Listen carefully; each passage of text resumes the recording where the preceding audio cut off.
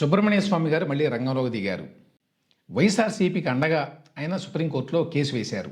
ఏమిటి ఆ కేసు అంటే, తాజాగా కూటమి ప్రభుత్వం ఈ తిరుమల కల్తీ నెయ్యి వ్యవహారంలో ఒక ఏకసభ్య కమిటీని వేసింది. సీనియర్ ఐఏఎస్ అధికారి దినేష్ కుమార్ గారి సారథ్యంలో. సుబ్రహ్మణ్య స్వామి గారు ఇప్పుడు వేసిన కేసు ఏంటంటే, సుప్రీంకోర్టు ఆదేశాల మేరకు సిబిఐ సిట్ ఒక నివేదిక సమర్పించింది. ఆ నివేదిక మీద మళ్ళీ రాష్ట్ర ప్రభుత్వం ఎట్లా ఏకసభ్య కమిటీని వేస్తుంది. ఇది దురుద్దేశపూరితం, ఇది సుప్రీంకోర్టు ఆదేశాలను ధిక్కరించటం అని ఆయన కేసు వేశారు. ఆబ్వియస్లీ ఇది వైఎస్ఆర్సీపీ చేస్తున్నటువంటి వాదనలకి అనుగుణంగా ఉంది. వాళ్ళు ఆల్రెడీ అంటున్నారు, సుప్రీంకోర్టు ఇచ్చిన ఆదేశాల మేరకి సిబిఐ సిట్ ఏర్పడింది, వాళ్ళు నివేదిక ఇచ్చిన తర్వాత మళ్ళీ ఈ కూటమి ప్రభుత్వం కొత్తగా ఈ ఏకసభ్య కమిటీని వేయడం ఏంటి, ఇది కావాలని, ఇది ఉద్దేశపూర్వకంగా రాజకీయ కక్ష తీర్చుకోవడానికి చేస్తున్నటువంటి పని అని. అయితే ఈ ఏకసభ్య కమిటీని వేసినప్పుడే నేను ఈ పాయింట్ని రైట్ చేశాను నా వీడియోలో.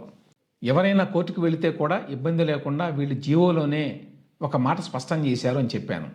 ఈ జీవోలో ఏం రాశారు, ఈ ఏకసభ్య కమిటీని వేస్తూ సిబిఐ వాళ్ళు రాష్ట్ర ప్రభుత్వానికి ఒక సెల్ఫ్ కంటైన్డ్ నోట్ను పంపించారు.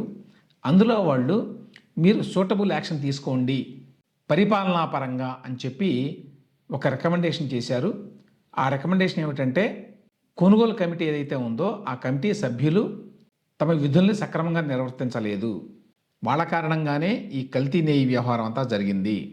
వాళ్ళతో పాటు టీటీడీ సీనియర్ ఆఫీసర్లు కూడా కొన్ని తప్పులు చేశారు. వీటికి సంబంధించి సిబిఐ క్రిమినల్ కేసు పెట్టింది. అది నెల్లూరు ఏసీబీ కోర్టులో ఫైల్ చేశారు ఛార్జ్షీట్ని. కానీ అడ్మినిస్ట్రేటివ్గా తీసుకోవాల్సిన కొన్ని చర్యలు కూడా ఉన్నాయి, ఆ చర్యలు మీరు తీసుకోండి అని చెప్పి వాళ్ళు రికమెండ్ చేశారు.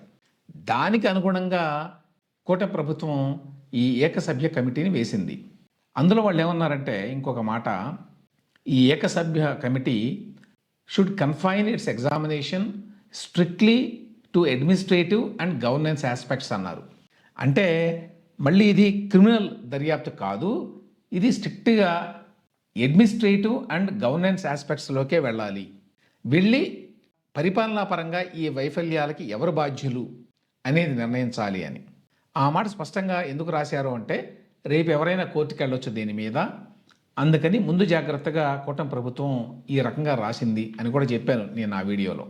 ఇప్పుడు కోర్టులో దీన్ని కూటమి ప్రభుత్వం డిఫెన్స్గా ఉపయోగించుకుంటుంది. సోమవారం నాడు ఈ కేసుని సుప్రీంకోర్టు న్యాయమూర్తులు టేకప్ చేస్తారు. కోర్టులో ఏ రకమైన నిర్ణయం వస్తుందో చూడాలి. అయితే ఇందులో చెప్పుకోవాల్సిన విశేషం ఒకటి ఏంటంటే, ఎందుకని సుబ్రహ్మణ్య స్వామి గారు వైఎస్ఆర్సీపీ ప్రయోజనాలకు అనుగుణంగా ఎప్పుడు సుప్రీంకోర్టులో కేసులు వేస్తుంటారు, లేకపోతే హైకోర్టులో కేసులు వేస్తారు అనేది ఒక చిదంబర రహస్యంగా మిగిలిపోయింది. జగన్మోహన్ రెడ్డి గారికి సుబ్రహ్మణ్య స్వామి గారికి ఉన్నటువంటి ఆ ప్రత్యేక అనుబంధం ఏంటి?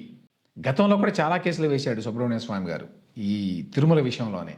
అధికారంలో లేనప్పుడు కూడా టీడీపీ మీద, చంద్రబాబు నాయుడు గారి మీద ఈ విషయంలో కేసులు వేశాడు ఆయన. ఆ తర్వాత ఆంధ్రజ్యోతి మీద కేసు వేశాడు.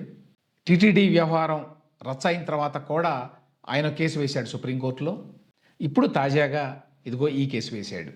హిందూ మత పరిరక్షకుడిగా తాను అభివర్ణించుకునేటువంటి సుబ్రహ్మణ్య స్వామి మరి ఏ కారణం చేత జగన్మోహన్ రెడ్డి గారి పార్టీకి అనుగుణంగా వాళ్ళ ప్రయోజనాలని పరిరక్షించే విధంగా ఈ కేసులు వేస్తాడు అనేది ఎవరికి అంతుచిక్కని రహస్యం.